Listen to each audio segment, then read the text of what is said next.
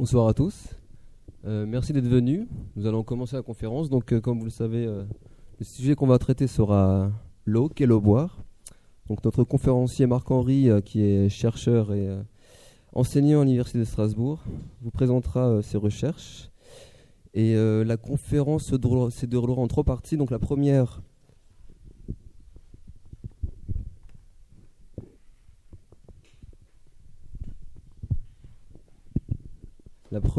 partie, Monsieur Henry présentera ses travaux pendant à peu près 1 heure. Ensuite, ce sera juste un échange entre Monsieur Henry et vous-même. Et enfin, vous aurez l'occasion de déguster de l'eau biodynamisée. Et une mademoiselle qui est ici vous présentera aussi la façon dont comment ça fonctionne, ainsi que les DVD qui sont en vente. Voilà. Je vous laisse la parole. Merci.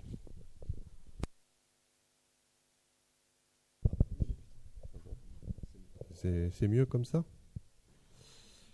Ça fait pas d'interférence? Bonjour à tous. Alors, je ne vais pas vraiment vous présenter mes travaux, hein, parce que sinon,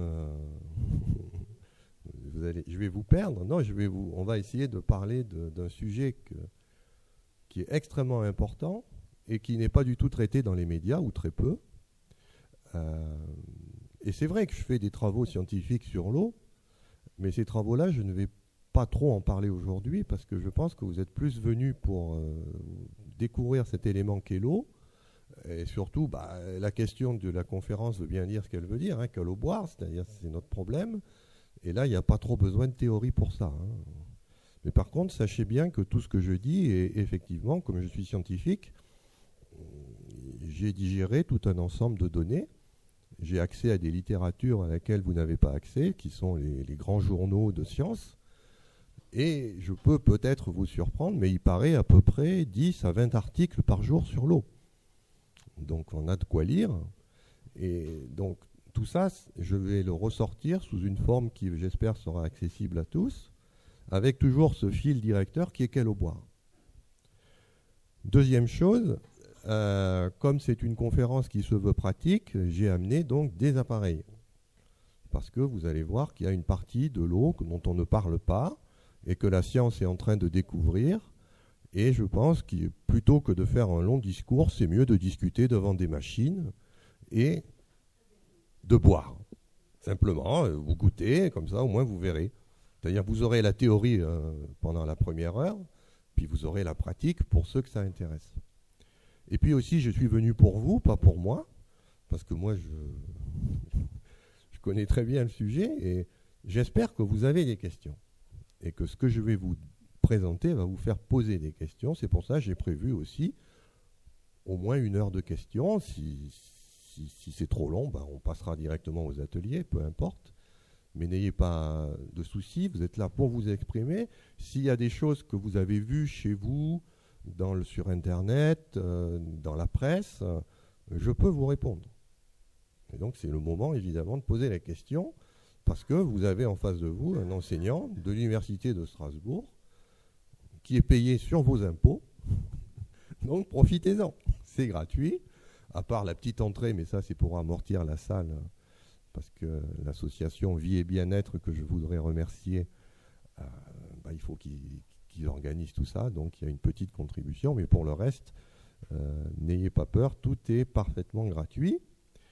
Autre chose, visiblement il y a beaucoup de caméras, hein, donc pour ceux qui voudront revoir cette conférence, ce sera possible sur Internet, donc vous verrez avec les différents gens qui filment. Et aussi, ça vous permettra, si la conférence vous plaît, de la conseiller à d'autres personnes. C'est quelque chose qui pourra être aussi diffusé plus tard. C'est-à-dire que même ceux qui ne sont pas là ce soir pourront peut-être profiter de tout ce que je vais dire. Et je compte sur vous pour faire passer le message. Donc merci d'être venus. Alors, la première chose qu'on va faire, c'est essayer de comprendre un petit peu pourquoi l'eau va être quelque chose d'important pour nous. Donc là, j'ai un petit diagramme que j'aime bien parce qu'il nous montre exactement un petit peu ce que c'est que l'eau qui traverse un organisme. Alors, en abscisse, vous avez la masse des corps en grammes. Donc c'est pas difficile, plus la masse est élevée, plus l'être vivant est gros. Et en ordonnée, vous avez le flux d'eau en millilitres par jour. Et donc vous voyez très bien ce qui se passe, c'est que plus vous êtes avec une composition massique importante, et plus vous avez besoin que l'eau vous traverse. Et j'insiste bien, l'unité qui est en ordonnée, c'est un flux. C'est-à-dire que vous êtes traversé en permanence d'eau. Il faut bien en prendre conscience. Et ce flux, il est d'autant plus important, vous voyez que si vous êtes un vulgaire cafard, vous êtes tout en bas là, arthropode, bon, il n'y a pas beaucoup d'eau qui vous traverse quand vous êtes cafard. Mais si vous commencez à monter un petit peu, amphibiens, reptiles, marsupiaux, oiseaux, mollusques, arthropodes, mais maintenant aquatiques, poissons et les fameux euthériens, on les aime bien, les euthériens. C'est qui les euthériens? C'est nous. C'est le nom scientifique pour tous les êtres vivants qui sont des mammifères. On n'a plus le droit de dire mammifères. Pourquoi? Parce que dans mammifères, il y a mamelle et c'est sexiste. Donc, on dit euthérien, c'est plus politiquement correct. Mais bon, il faut savoir que c'est la même chose. C'est le nom des mammifères. Donc, ça, c'est la première chose que je vous demande de bien assimiler, c'est ce flux d'eau, c'est-à-dire que vous pouvez fermer les yeux et penser que là, même si vous n'avez pas conscience, il y a un flux d'eau en permanence qui vous traverse. D'où le titre de la conférence, qu'est l'eau boire. Parce que ce flux d'eau, évidemment, il y en a une partie que vous n'avez pas conscience, c'est tout l'air que vous respirez, qui est hydraté, qui vous traverse. Il y a tout l'air que vous relâchez, mais il y a aussi, évidemment, toute l'eau que vous allez boire. Si vous buvez de l'eau, ça aussi, ça reste à démontrer. Il y a des gens qui ne boivent pas d'eau. Alors, c'est pour ça que maintenant que vous savez que vous êtes un être hydrique, vous ne devez pas être surpris de ce diapositive qui est bien connu de tous les nutritionnistes. C'est-à-dire que quel doit être votre aliment principal? La base de la pyramide, de l'eau, avant tout. Et puis après, vous pouvez avoir un petit peu de pain, de beurre, de biscuits, de légumes, de viande, de poisson. Et vous voyez que tout en haut, c'est les gâteaux, les biscuits. Ça, c'est vraiment pour se faire plaisir. On doit d'abord boire de l'eau. Donc ça, c'est l'aliment de base. Et de manière assez surprenante, c'est un aliment de base, mais personne n'en parle. Ou du moins, personne n'en parle de façon sérieuse. Je ne sais pas si vous avez remarqué, mais si vous ouvrez les magazines, on vous parle de la nourriture, de bien se nourrir, de la malbouffe, d'un tas de choses. C'est-à-dire qu'on vous parle de tout ce qui est en haut de la pyramide. On ne vous parle pas de la base. Donc, aujourd'hui, on va parler de la base. Alors, comme toujours, on est un petit peu... On a envie de vivre en bonne santé, je pense, tous. Et donc, je vous ai mis un petit peu ici quelque chose pour mettre les choses au point. Parce que je vais parler d'eau. Mais sachez que l'eau n'est vraiment que quelque chose qui vient en plus de quelque chose qui est très fondamental, qui est l'alimentation. C'est-à-dire que si vous n'avez pas une alimentation qui est correcte, à la limite, peu importe la qualité d'eau que vous buvez.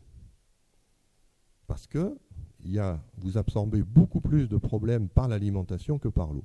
Alors vous le voyez ici, à gauche c'est en 1990, c'est les risques qu'il y avait en société, et puis 20 ans après, 2010, vous voyez que ce n'est plus les mêmes risques. C'est-à-dire qu'en 1990, le grand problème c'était la malnutrition enfantine. Il y avait des enfants qui étaient mal nourris dans le monde. Vous voyez, on a fait des progrès, la malnutrition enfantine, elle a bien régressé. Et à la place, qu'est-ce qui est apparu en 2010? Problème numéro 1, c'est l'hypertension. C'est un gros problème qu'on a. Et vous voyez qu'avant, l'hypertension, elle était uniquement en 4e position. Donc ça veut dire qu'il s'est passé quelque chose en 20 ans. L'hypertension est devenue quelque chose, une maladie importante, alors qu'avant, ça ne l'était pas. Vous voyez qu'après, la cause numéro 2, c'était la pollution de l'air, qui est devenue la cause numéro 4, et ça, vous savez tous pourquoi. Parce qu'aujourd'hui, on a des pots catalytiques.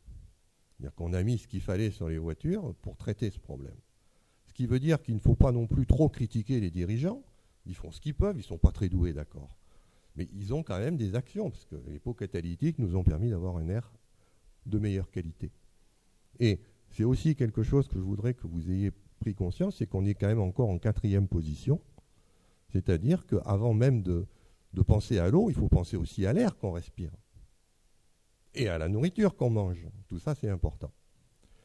Alors, vous voyez qu'on est passé à l'alcoolisme en 2010. C'était moins un problème en 90.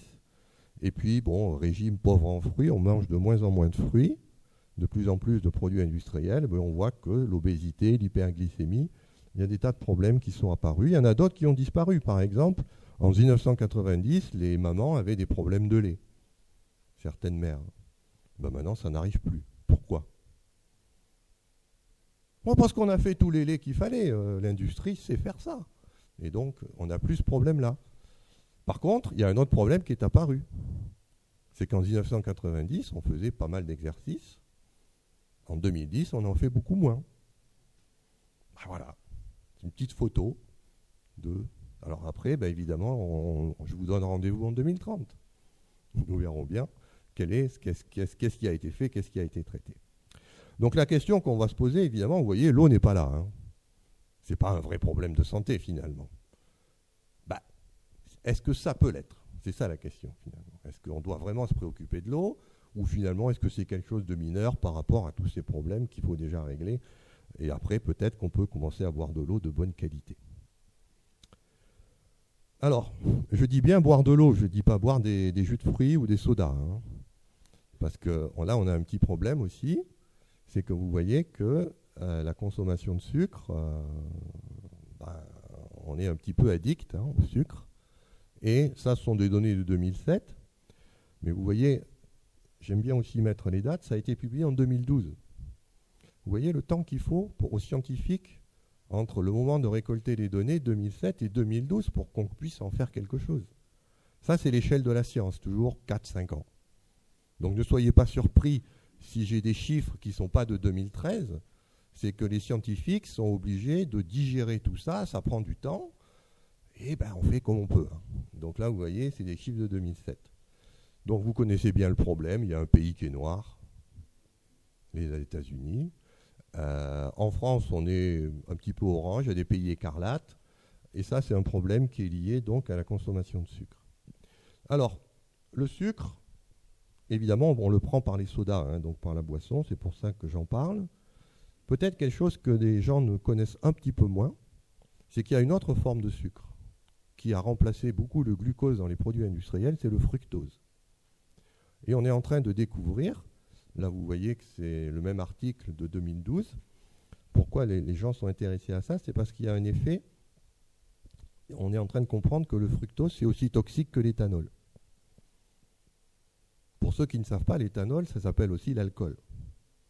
C'est-à-dire qu'il est aussi dangereux de manger du sucre que de boire du cognac. Vaut peut-être mieux le savoir. Et vous avez les problèmes, hein, vous voyez, les problèmes de l'alcool, ils sont à gauche, et les scientifiques ont répertorié les problèmes du fructose.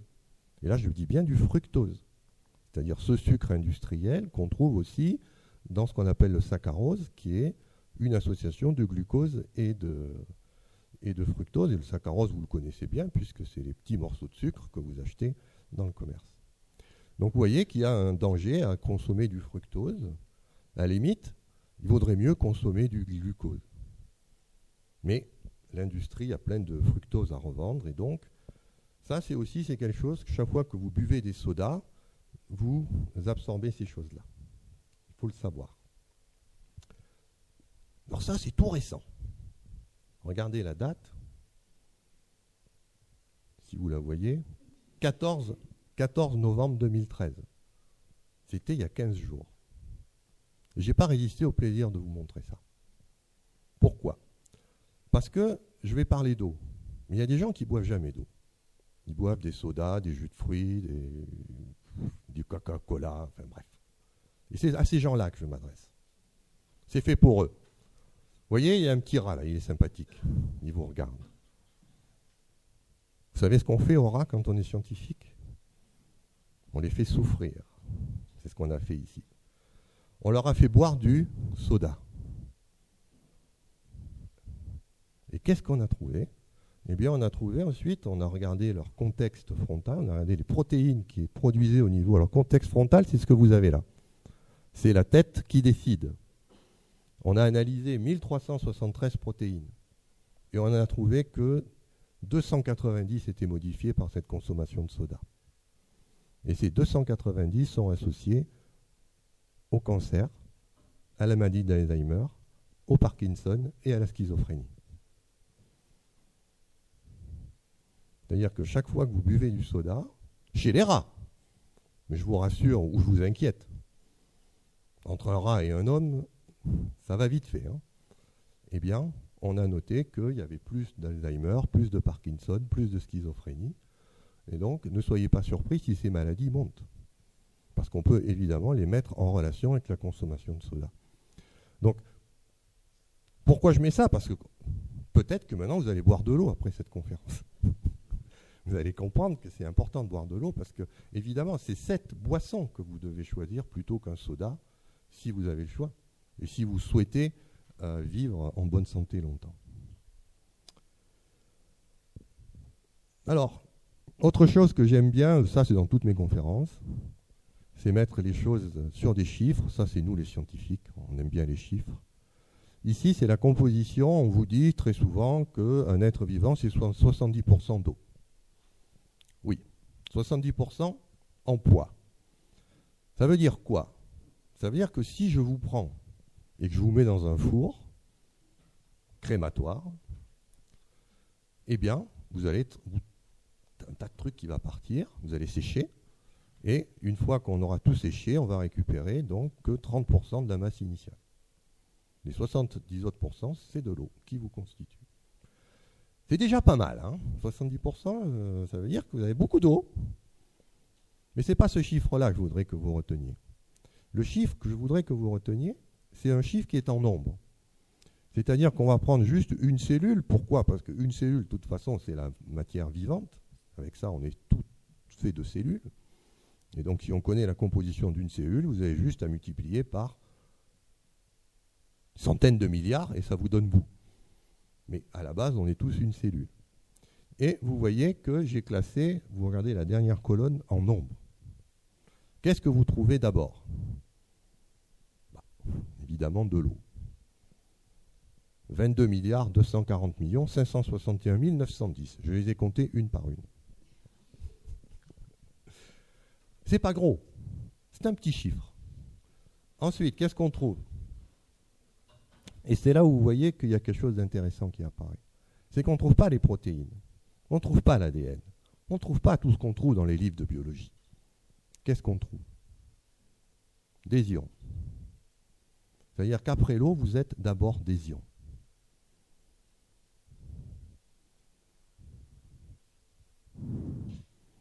Du sel. Vous êtes un mélange de sel et d'eau. C'est incroyable. Et vous vivez. Prenez un peu de sel, mettez-le dans l'eau. Ça ne vous fait pas un être vivant. Mais pourtant, vous êtes ça. Vous êtes effectivement un peu plus que du sel et de l'eau. Mais pour la chimie, vous êtes du sel et de l'eau d'abord. Et donc, vous comprenez que la bonne santé, c'est quoi? Est-ce que c'est mon beefsteak que je vais manger qui va me faire mes protéines? Non. La bonne santé, c'est d'abord comment je gère mon ion et comment je gère mes ions. C'est la première chose. Si je gère bien ça, le reste suivra. Ce n'est pas la peine d'aller traiter un problème organique sur une protéine qui est défectueuse si vous avez un problème au niveau de la gestion de l'eau et des ions. Il vaut mieux d'abord traiter ce que vous êtes en priorité. Ensuite, regardez la troisième ligne. Ce n'est toujours pas les protéines. Ce sont les acides aminés. Quel est leur rôle? Tout le monde s'en fout. Tout le monde dit, bah oui, il y a des acides aminés. Ils ont dit, bah ça va faire des protéines.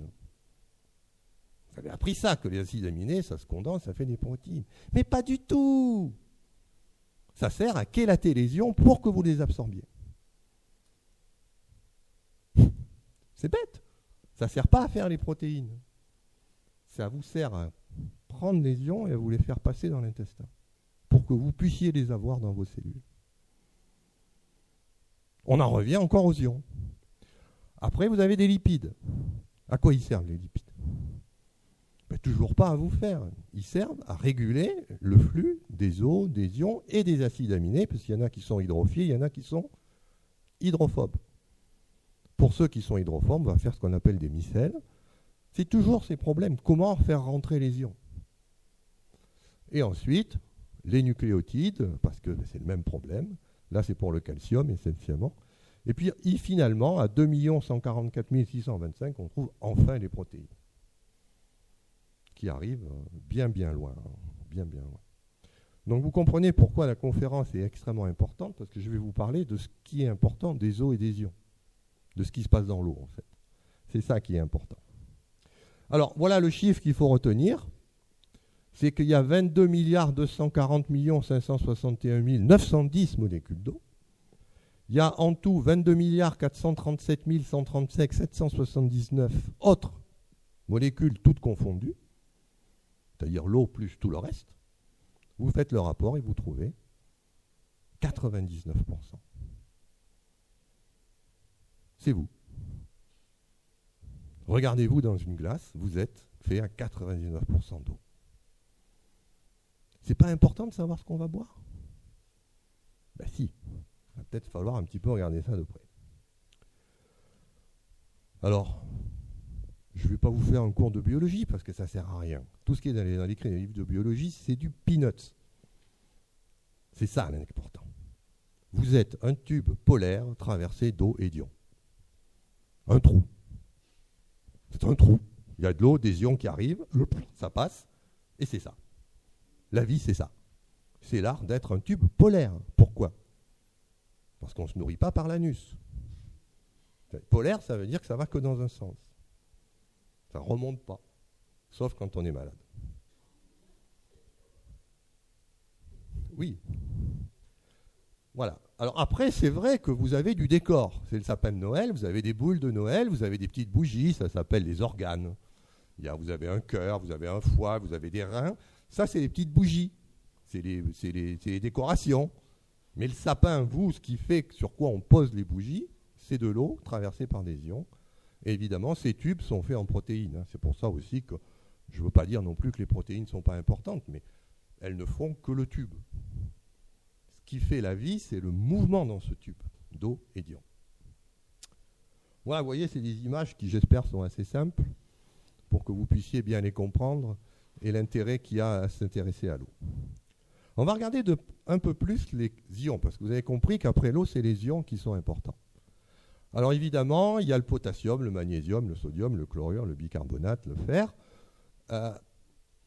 Prenez le premier, parce que finalement, c'est ce qui est important. Il y en a 66 193 540. Là aussi, j'ai passé 2 mois à les compter un par un. Potassium, ça veut dire quoi? Alors, je ne sais pas si vous avez déjà eu des problèmes. Moi, j'en ai eu un, problème cardiaque. Et à l'époque, j'étais jeune, je ne savais pas. Et quand j'ai eu mon problème cardiaque, il y a l'interne qui est venu me voir, qui m'a dit « Ah, faites-lui son potassium !» Mais qu'est-ce qui m'emmerde avec du potassium? Il ne voit pas que je suis en train de crever, là. Il me dit « Faites-lui son potassium !» Ben, vous comprenez peut-être. Parce que vous voyez que le potassium, c'est l'ion le plus important de la cellule. C'est-à-dire que s'il se passe quelque chose à ce niveau-là, c'est grave. Et donc, tout médecin qui voit devant lui un problème grave fera tout de suite un dosage du potassium pour voir où le gars en est. Parce que si vous avez votre potassium qui commence à foutre le camp, vous en avez pour 10 minutes à vivre.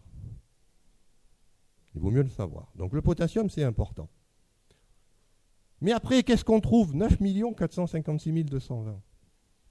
Ce n'est pas le sodium, c'est le magnésium. C'est-à-dire que si vous êtes en déficit de magnésium, attendez-vous à avoir des problèmes. Et là, le problème, c'est que le magnésium, vous n'allez pas mourir tout de suite. Vous allez mourir à petit feu, lentement. Il y a vos organes qui vont se déliter parce que vous manquez de magnésium. Donc vous comprenez peut-être qu'à la fin de la conférence, vous précipiterez sur du magnésium. Parce qu'en prenant du magnésium, vous allez résoudre des tas de problèmes. Après, bon, évidemment, on a le sodium, ça c'est ce qui va déclencher la soif. Quand vous avez soif, c'est en général le sodium qui est là pour faire ça. Et puis les chlorures, parce que, vous voyez, bon, il y en a marre, hein, de tous ces cations. Il va bien falloir un peu des anions. Donc, il faut bien des chlorures parce que la matière est neutre. Et la dernière chose dont je parlerai, c'est le bicarbonate. Parce que le bicarbonate, c'est quelque chose qui est très important. Ça régule le pH du sang. J'en reviendrai, c'est un problème qui est très important. Alors, dernière petite chose, c'est le calcium. Le calcium. Les produits laitiers, les fromages et l'eau calcaire. Vous voyez que c'est un ion qui a finalement très peu d'intérêt. Est-ce que ça vaut le coup de se bourrer de calcium? Alors je vais vous donner juste une petite indication. Comment vous vous suicidez? Voilà, vous en avez marre de la vie. Allez, je veux mourir. Qu'est-ce que vous faites? Alors, il y en a qui vont se jeter d'une falaise, il y en a qui vont avaler des barbituriques, il y en a qui vont se pendre, il y en a qui vont faire je ne sais pas quoi. Et maintenant, ça c'est parce que vous êtes plein de cellules. Vous êtes une cellule. Comment voulez-vous tuer? Comment une cellule, ça s'appelle l'apoptose en biologie, c'est-à-dire ce mécanisme par lequel une cellule décide de mourir. Eh bien, elle ouvre les vannes. De quoi? De calcium. Le calcium, c'est l'agent qui tue. C'est l'agent de l'apoptose. Donc c'est peut-être quelque chose qu'il faut prendre en toute petite quantité. Parce que partout où une cellule veut mourir, qu'est-ce qu'elle fait? Elle ouvre ses vannes et elle dit calcium rentre. Et la mort est assurée dans les secondes qui suivent la rentrée du calcium. C'est facile à comprendre pour ceux qui ont un petit peu de connaissances biologiques. C'est qu'à l'intérieur d'une cellule, vous avez l'ADN, vous avez tous ces nucléotides qui sont des phosphates. Et qu'est-ce que le calcium adore? Les phosphates. Si vous voulez savoir ce que donne la copulation entre un atome de calcium et une molécule de phosphate, touchez-vous les dents, touchez un os et vous comprendrez. Quand du calcium rentre dans une cellule, ça fait de l'apatite. Comment voulez-vous que la cellule fonctionne après ça? Et donc, le calcium, c'est vraiment quelque chose qui ne vous pas trop titiller.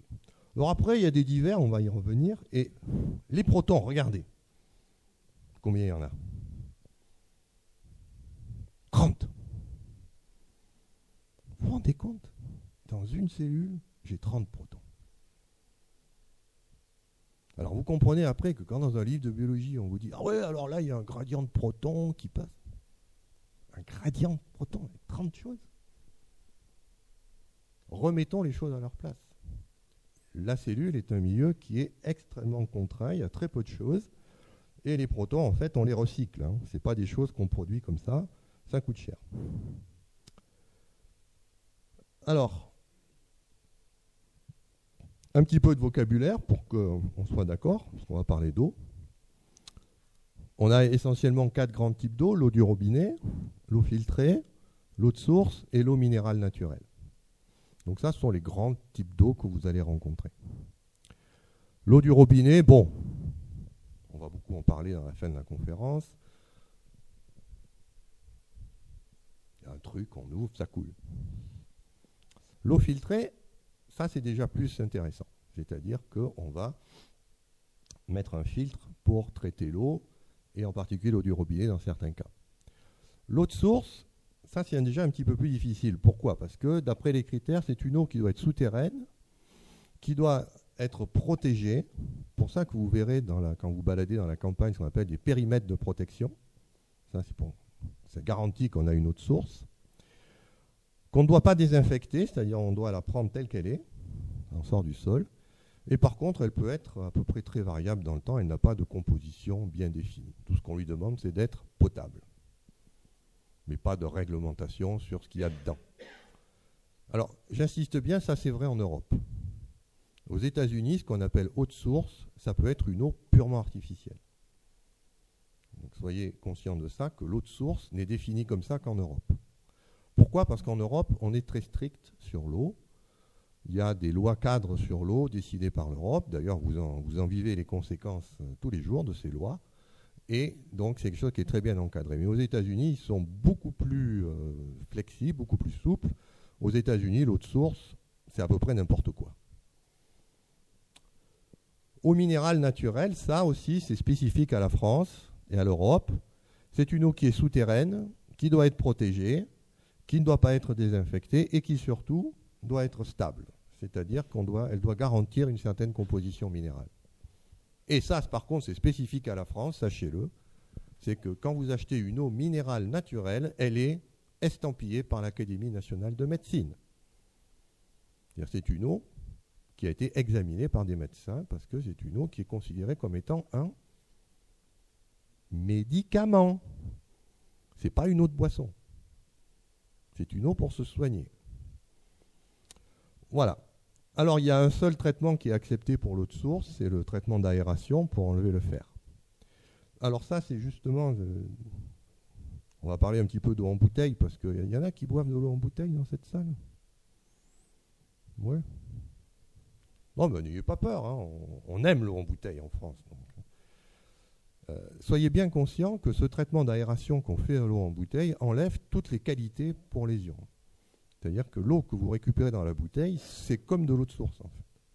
Vous avez perdu toutes les propriétés que vous auriez eues si vous aviez pris l'eau au griffon, c'est-à-dire au lieu de production. Et ça, c'est à cause de ce traitement d'aération. Alors pourquoi on aère? Mais parce que le fer de plus a cette caractéristique d'être soluble. Et donc, quand l'eau sort du griffon, elle est claire. C'est une bonne eau, elle est légèrement ferrugineuse. Elle a un petit goût de fer. Et l'eau ferrugineuse, comme tout le monde sait, c'est mieux. Bon, vous n'avez pas vu le sketch de Bourneville, c'est pas grave. Vous regarderez le sketch de Bourneville sur Internet, sur l'eau ferrugineuse. Mais dès que cette eau sort du sol, elle trouve l'oxygène de l'air, et qu'est-ce qui se passe? Le fer 2+ devient fer 3+. Et là, patatras, catastrophe. Le fer 3+, il est rouge et il est insoluble. Et donc, dans votre eau, ça précipite. Et donc, si on ne traitait pas cette eau qu'on va mettre en bouteille en l'aérant pour obliger le fer de précipiter, quand vous achèteriez votre bouteille au supermarché, vous auriez bien sûr la partie claire, mais vous auriez ça en pas de bout rouge. Vous achèteriez ça, vous? Ben non. Et donc, on vire.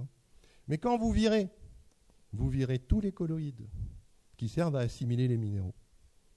Et donc, vous récupérez une eau qui n'a plus que des minéraux non chélatés. Et là, vous allez faire travailler votre rein, vous allez faire travailler votre estomac pour faire produire tout ce qu'il faut, mais vous n'allez pas avoir les bénéfices. Donc, c'est pour ça que l'eau en bouteille, on va voir que ce n'est pas une solution que je recommande beaucoup. Alors, là aussi, des petits chiffres. 1994, marché de l'eau en bouteille, Nestlé 39%, Danone 33%, autres 29%. Il y a quelque chose qui s'est passé d'important en 2004, c'est l'arrivée sur le marché d'un troisième concurrent qui s'appelle Castel Neptune, qui a pris, vous voyez, quasiment un quart du marché de l'eau en bouteille. Alors, une petite vidéo pour tous ceux qui achètent de l'eau en bouteille, que j'aime bien. Si elle veut bien démarrer, voilà. Donc, on vous dit que c'est 30 milliards de bouteilles par an en 2005 aux États-Unis et qu'on ne recycle que 12% de ces bouteilles. Parce que je vous rappelle que pour vendre l'eau en bouteille, il faut une bouteille. Voilà. Ça, c'est le taux de recyclage des bouteilles d'eau. Mais évidemment, ce n'est que 12%. Le reste, voilà ce que ça donne.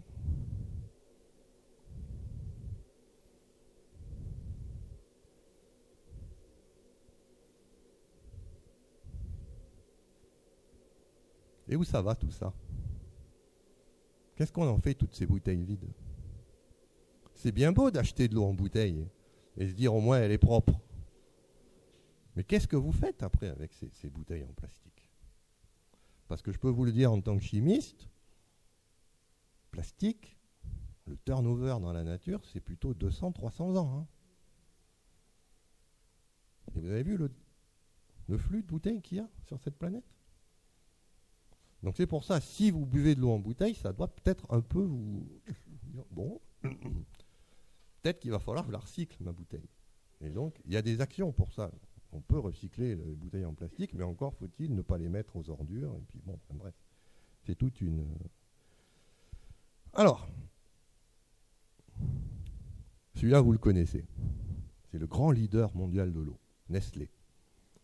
Vittel, Épar, Saint-Alix, Plancoët, Nestlé évidemment, Lambert, Contrex, Quézac, Carola.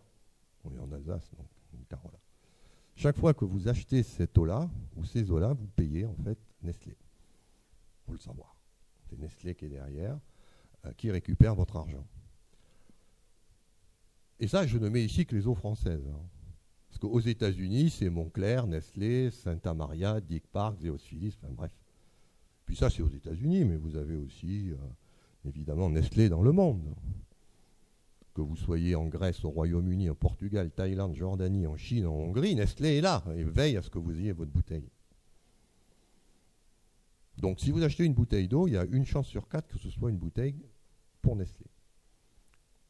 Commercialisée par Nestlé. Donc, vous participez à cette société, à son développement, à sa politique de traitement de l'eau, chaque fois que vous achetez une bouteille d'eau en bouteille. Parce que vous donnez de l'argent à cette société, après, elle a des sous. Et donc, elle fait ce qu'elle veut avec ça. Il y a une très belle interview sur YouTube du PDG de Nestlé, dans un documentaire que vous avez peut-être vu, qui s'appelle We Feed the World. Je vous invite à lire. Il y a le PDG de Nestlé qui parle. C'est génial. Bon, je ne vais pas le mettre parce que ça prendrait trop de temps, mais vous trouvez ça sur YouTube facilement. Alors, rassurez-vous, j'ai parlé que de l'eau. Hein. Mais Nestlé, c'est aussi L'Oréal, c'est Nescafé, c'est tous les aliments pour bêtes, c'est les Crispy, les Crunch. Ils sont partout. Hein. C'est un énorme groupe de l'agroalimentaire. Vous ne pouvez pas échapper à Nestlé. Enfin, si. Vous pouvez y échapper si vous achetez chez le petit marchand au marché du boulevard de la Marne. Oui, mais si vous allez en supermarché, je peux vous dire que vous êtes bardé de produits Nestlé. Tout est fait pour que vous achetiez Nestlé. Alors, comme je vous l'ai dit, il n'y a pas que Nestlé, hein, il y a un concurrent français qui s'appelle Danone. Danone, c'est plutôt les yaourts. Non, Danone fait aussi beaucoup dans l'eau. Et en plus, lui, il donne aussi dans les calciums. C'est-à-dire que Danone va vous produire une eau qui est riche en calcium. Oh, mais c'est gentil, ça. Mais va mourir plus vite. Merci, Danone. Non, mais bon, il faut le savoir. Hein. Donc là, très rapidement, Volvic, Evian, Salvetta, Harvey, Badois, Taille-Fine, Mondor et Grand Barbier. Ça sont des sources Danone. Alors, il y a quelques années, j'aurais mis évidemment Montroucou et Rosé de la Reine, qui étaient de chez Danone. Mais Danone a eu un petit problème. C'est que vous voyez, il vend aussi Evian. Et Evian, c'est l'eau de Danone pour les bébés. Et à un moment donné, ils ont eu un problème dans les boutiques bio. C'est que, on leur disait, mais il y a Evian et il y a Montroucou pour les bébés. Je j'achète quoi, moi? Alors, le marchand de bio, il était bien embêté parce qu'il disait, bah, achetez Montroucou. Mais alors pourquoi on me dit qu'Evian, c'est bon aussi pour les bébés? Surtout que c'est la même marque, hein, c'est Danone derrière.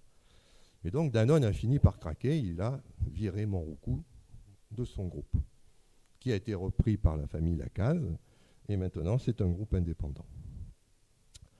Alors ça c'est tout nouveau, ça date à peu près des années 2000, c'est le groupe Castel Neptune, qui eux aussi, vous les connaissez bien, parce que c'est eux qui sont leaders de cristalline. Donc c'est un groupe qui n'est ni Nestlé ni Danone, mais qui a réussi à prendre un quart du marché de l'eau en bouteille en France. Hein. Par contre, ce groupe-là, vous ne le trouvez pas en étranger. Hein. Vous ne le trouvez pas aux États-Unis. C'est un groupe qui se trouve uniquement en France. Alors, on l'appelle le trouble fait parce que, bah oui, la cristalline, vous savez tout ça. Hein. Ça peut être une très bonne eau. Regardez bien les étiquettes. C'est pour ça que j'ai fait acheter des bouteilles d'eau aux petits jeunes, là. Parce qu'il peut y avoir une très bonne eau cristalline. Mais ça peut être aussi une eau horrible. C'est le problème de cristalline. C'est si on ne fait pas attention, ça peut être bon ou pas bon. Mais bon, ça a pris du marché à Danone et à Nestlé.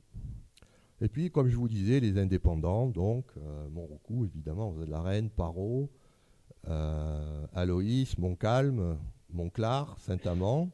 Beaucoup d'eau qu'on trouve dans les boutiques de diététique et les boutiques bio, évidemment. Alors ça, ce sont des petits producteurs. Hein. C'est des toutes petites sources. Moi, j'ai eu la chance de visiter donc les eaux Montroucou à Lacaune, qui est en Auvergne, des entreprises qui sont très sérieuses, très bien, mais qui ont évidemment de toutes petites productions. C'est-à-dire que vous ne pouvez pas les trouver partout. Mais quand vous avez la chance d'en trouver, ce sont toujours de très bonnes eaux qu'on peut acheter sans problème. Et puis quand même, il faut le savoir, il y a ces eaux de synthèse.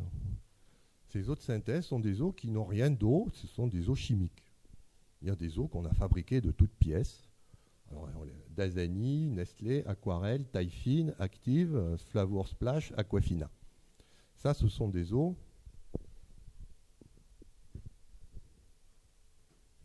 essentiellement, on prend l'eau d'une rivière, on fait ce qu'on appelle de l'osmose inverse, j'en reparlerai. On purifie l'eau et ensuite on rajoute les sels. Bon, une façon de faire. Mais il faut le savoir, hein, que c'est des eaux qui n'ont rien de naturel. Alors surtout qu'aux États-Unis, ces eaux-là sont qualifiées d'eau de source. Voilà, donc une petite définition de l'eau potable, eau en provenance de rivières, de lacs ou de nappes souterraines ayant subi un traitement physique, distillation, filtration, osmose inverse ou chimique, d'isonisation, chélation, désinfection. Voilà un petit peu pour les eaux en bouteille. Alors, maintenant on va rentrer un petit peu plus dans la caractérisation de l'eau, comment on peut voir quelle est une bonne eau. Pour ça, il y a un paramètre que je vous invite à bien voir chaque fois que vous achetez une bouteille. Pour le moment, je reste encore dans l'eau en bouteille.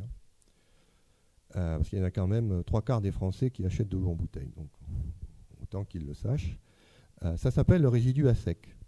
C'est-à-dire que sur toutes les bouteilles, c'est obligatoire. Vous avez c'est ce que le petit ellipse rouge que j'ai mis. Vous cherchez cette mention. Minéralisation totale, entre parenthèses, résidu à sec. Ça, c'est le chiffre important. Parce qu'une eau, normalement, elle n'est pas faite, comme je vais vous l'expliquer bientôt, pour vous amener des ions. Elle est faite pour vous nettoyer. Et donc, pour se nettoyer, on ne va pas prendre une eau qui est chargée de beaucoup d'ions. On va prendre une eau qui est la plus propre possible. Et c'est grâce à cette résistivité, ou si vous préférez cette concentration, je vous ai mis les équivalents ici, ppm, milligramme litre ou microsiemens par mètre, tout ça c'est des unités par centimètre, pardon. Tout ça c'est des unités qui sont un petit peu difficiles à comprendre. Mais bon, ce qu'il faut savoir, c'est que on peut comme ça savoir si l'eau contient beaucoup de minéraux ou pas. Grosso modo, vous voyez, ça c'est l'étiquette de Monroucou, mais il y a d'autres bouteilles, on pourra les analyser tout à l'heure si vous voulez ensemble pour qu'on voit un petit peu. Vous voyez qu'au Monroucou, on est à 25. Et s'il y a un chiffre que je voudrais que vous reteniez, c'est 100.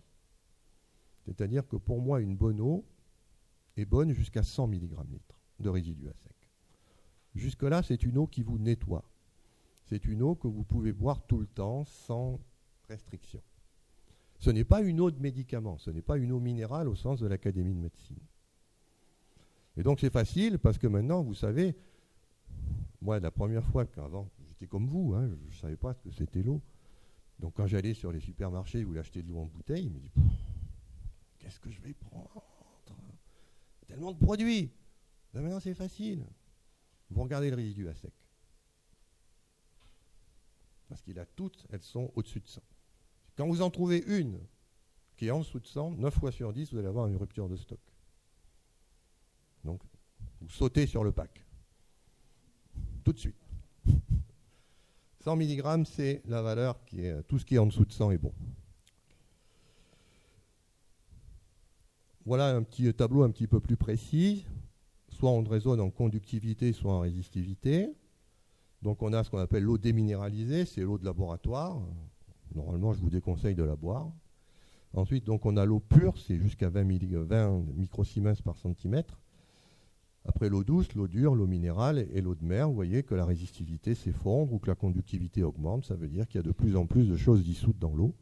Et plus il y a de choses dissoutes dans l'eau, moins c'est une eau qui peut vous nettoyer. Parce qu'elle est encombrée de tous ces minéraux et que l'eau elle est occupée à s'occuper des minéraux et ne s'occupe pas de toutes vos toxines qu'il faut éliminer. Parce que si on boit de l'eau, je vous rappelle, c'est pour éliminer ces toxines qu'on produit en permanence. Et donc, mieux vaut boire une eau qui est peu minéralisée. Alors, je vous ai mis les principales espèces, on les retrouve, hein, ce sont celles qu'on a évidemment trouvées, mais ce que je voudrais vous faire comprendre ici, par les diapositives qui vont suivre, c'est que ces espèces-là, elles sont là. Pourquoi? Parce que c'est d'une eau qui vient de la nature. Mais vous n'allez pas les assimiler. Ne croyez pas à la publicité qui vous dit « Ah, j'ai ma bouteille de Contrex, alors je vais pouvoir avoir ma source de calcium. Non. Je vais vous expliquer pourquoi vous ne pouvez pas les assimiler. La raison, elle est là. C'est que toutes les cellules ont ce qu'on appelle une membrane lipidique. C'est-à-dire que quand vous voulez rentrer dans une cellule, il faut traverser une membrane. Et cette membrane, elle est de type huile. C'est-à-dire, c'est comme si vous aviez une couche d'huile. Et les ions, ils ne sont pas solubles dans l'huile. Ce qui fait que si vous les buvez dans votre estomac, qu'est-ce qu'ils vont faire? Ils vont rester sagement de l'autre côté. Et ensuite, qui c'est qui va les traiter? L'organe qui est chargé de traiter les ions et l'eau, c'est le rein. Et vous allez faire fonctionner votre rein. Bon, ça peut être bien de faire fonctionner son rein, mais vous n'allez pas absorber les minéraux dont vous avez besoin. À cause de cette barrière huileuse qui empêche la pénétration. Et c'est pour ça qu'il y a des acides aminés dans le corps. Parce que font les acides aminés? Ce sont des acides, ils ont une fonction carboxylique qui va d'un côté se lier à l'ion. Et ensuite, ils ont une partie hydrophobe. On ira d'un cycle benzénique, et cette partie hydrophobe va pouvoir faire traverser la membrane à l'ion. Ça s'appelle la chélation. C'est tout le secret de ce qu'on appelle la micronutrition. C'est l'art de prendre les ions, mais en mettant en plus ce qu'il faut pour qu'ils traversent la barrière intestinale et pour qu'ils aillent à vos cellules. Parce que sinon, ils ne traversent pas. Et alors vous dites, mais pourtant je me bourre de calcium, je me bourre de fer, de magnésium. Non. Parce que ça part par l'urine. Vous ne l'absorbez pas. Pour l'absorber, il faut ces acides aminés. Et si les acides aminés n'y ont pas, il y a peut-être des moyens d'arriver à... Je vais vous en donner quelques-uns. En voici un, par exemple. Là, vous avez tous les minéraux qui sont essentiels à la vie. Qu'est-ce que vous voyez? Eh bien, vous voyez ce qu'on appelle une relation d'antagonisme. C'est-à-dire que tous ces minéraux, en fait, servent à aller dans des protéines qu'on appelle des métalloenzymes qui vont vous faire vos fonctions. On ne va pas regarder tout le diagramme. Ce qui compte, c'est juste d'avoir une vision globale. Mais je vais prendre par exemple deux pôles. Regardez le zinc et le cuivre. Vous avez le zinc qui est à gauche et vous avez le cuivre qui est un petit peu en bas. Cu, Zn. Vous voyez, il y a un trait avec deux flèches. Ça veut dire quoi? Ça veut dire que si vous avez un excès de zinc, vous allez tuer les enzymes au cuivre. Et si vous avez un excès de cuivre, vous allez tuer les enzymes au zinc. Oui, mais attendez, le zinc, il est aussi relié au calcium, il est relié au fer, il est relié au cobalt, le cuivre, il est relié à l'argent, qui est lui-même relié à l'iode, au molybdène. C'est le vrai jeu de billard. Hein. Et ça, c'est la grande erreur que commettent beaucoup de thérapeutes. Ils disent, ah, il manque de magnésium. Donnons-lui du magnésium. Que nenni! Que nenni! Parce que si je lui donne du magnésium, je regarde mon diagramme, je vais perturber le métabolisme du calcium. Je vais faire de l'ostéoporose. Parce que le magnésium et le calcium sont en antinomie. Vaut mieux le savoir. Et vous voyez la complexité, il vaut mieux pas s'amuser à prendre des produits tout seul. C'est très, très, très, très dangereux. C'est pour ça qu'il y a des très bons produits sur le commerce qui s'appellent le sérum de Quinton, que je vous recommande. Si vous êtes déminéralisé, eh bien, prenez ces petites ampoules. Elles sont un peu chères, mais bon, peu importe. Avec ces ampoules, vous aurez tous ces ions qui sont amenés ensemble. C'est ça la clé. C'est comme vous les amenez ensemble, votre organisme saura faire le tri. C'est-à-dire que ce qu'il n'a pas besoin, ça partira. Et ce qu'il a besoin, il va le prendre. Et pourquoi du sérum? Pourquoi de l'eau de mer? Parce que, vous connaissez tous la chanson de Renaud, la mer c'est dégueulasse, il y a les poissons qui baissent dedans. Et bien heureusement. Parce que tous ces minéraux, ils ont été avalés par des poissons, par des crevettes, par du plancton, et ils sont ressortis sous forme de caca. Du caca de crevettes. Mais ça c'est génial. Parce que ils sont chélatés. Ils ont déjà les acides aminés qu'il faut. C'est-à-dire que dès que vous les absorbez, ils passent tout de suite dans l'intestin. Il n'y a pas à fabriquer les transporteurs qui vont leur permettre de passer la barrière intestinale. Vous les avez tout de suite. C'est le plancton qui l'a fait pour vous. Et donc, quand on est déminéralisé, on ne prend pas du calcium si on a des osteoporoses, on ne prend pas du magnésium si on est en déficit de magnésium, on prend une ampoule de Quinton, isotonique, hypertonique, suivant qu'on tolère la concentration en sel. L'isotonique, c'est pour le long terme, c'est pour toutes les maladies chroniques. L'hypertonique, c'est pour les sportifs, ceux qui ont besoin d'avoir une grande dose d'énergie à un moment donné. Les grands sportifs prennent jusqu'à 6 ampoules par jour. Et là, vous y allez. Parce que n'oubliez pas aussi qu'il y a aussi quelque chose qu'il ne faut pas oublier, c'est ça.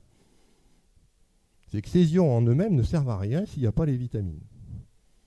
Donc il faut aussi penser, quand on prend ces ions, à prendre un complément vitaminique, parce que tous ces ions vont dans des enzymes qui ont des cofacteurs qui fonctionnent avec des vitamines. Et pour que la vitamine fonctionne, il faut qu'il y ait et l'ion et le cofacteur. Alors c'est facile, parce que là c'est pareil, il faut prendre un cocktail, il ne faut pas surtout en prendre une. Pourquoi ? Parce que vous voyez que c'est comme les ions, si vous en prenez une, vous inhibez les autres. Donc là aussi, il faut toujours les prendre en bloc. Donc toujours penser à associer un petit peu de vitamine avec vos ions, votre sérum de Quinton. Alors il y a une petite exception, c'est la vitamine C. Elle, vous pouvez vous en gaver, parce qu'elle ne fonctionne pas avec les enzymes.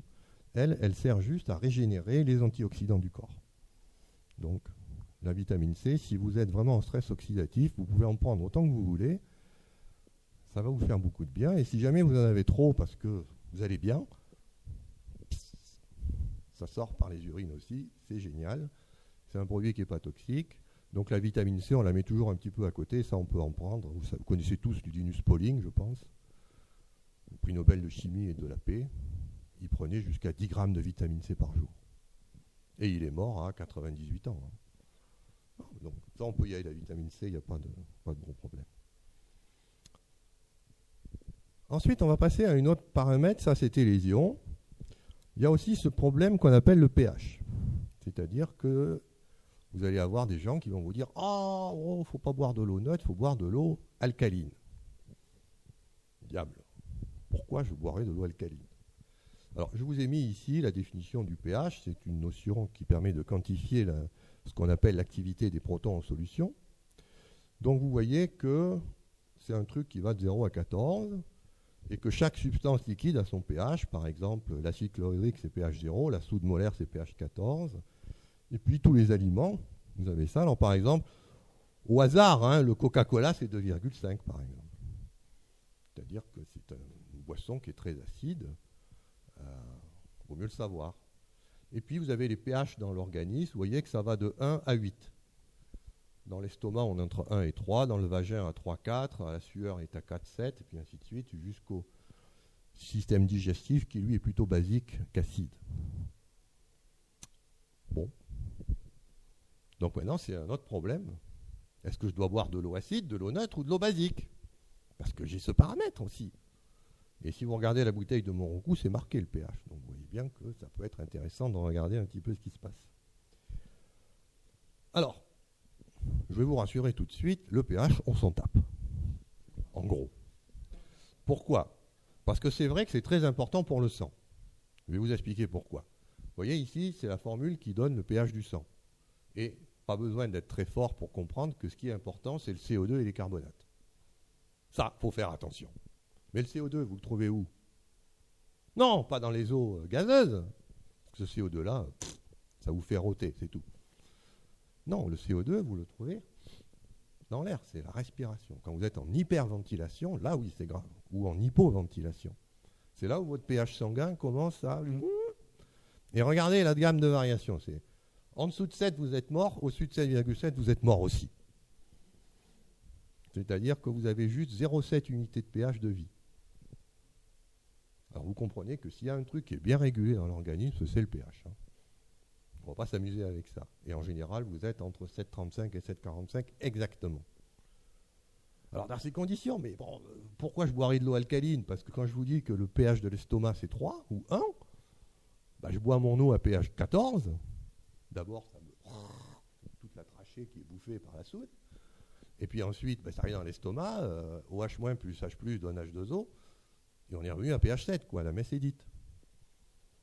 Donc, tous les gens qui vous disent buvez de l'eau alcaline, à d'autres. Hein. On s'en fiche. Ah, les électrons. Ça, c'est déjà plus subtil et surtout, c'est pas connu du tout. Si, c'est connu, mais uniquement d'une certaine classe de personnes. Il y en a peut-être dans la salle d'ailleurs. Ça s'appelle les aquariophiles. Ce sont ceux qui cultivent les petits poissons, qui ont des aquariums. Eux, ils savent ça. Qu'un aquarium, on le perd en quelques secondes. C'est-à-dire que tous les poissons, ils sont là, ils vont bien. On va faire sa petite tambouille. On revient, ils sont tous crevés. Parce qu'un poisson, ça, c'est sensible au redox, aux électrons qui sont dans l'eau. Et c'est pour ça que tous les aquariophiles utilisent en général un osmoseur, une eau de très bonne qualité, parce que si on déconne avec l'eau, comme le poisson il vit dedans, bah chez lui, c'est la mort, hein, quand on lui met une eau qui n'est pas bonne. Alors, là, ça se mesure avec une électrode aussi, mais ce n'est pas la même que pour le pH. Et puis, c'est un petit peu plus compliqué parce que le potentiel, il dépend aussi du pH. Donc, c'est pour ça qu'on a un autre paramètre qui, lui, évite d'avoir trop le pH en ligne de compte, qui est le RH2. Et donc, c'est comme l'échelle de pH, on a des milieux qui sont antioxydants ou réducteurs, et des milieux qui, eux, sont oxydants. Donc, ce qu'il faut éviter, c'est les milieux oxydants.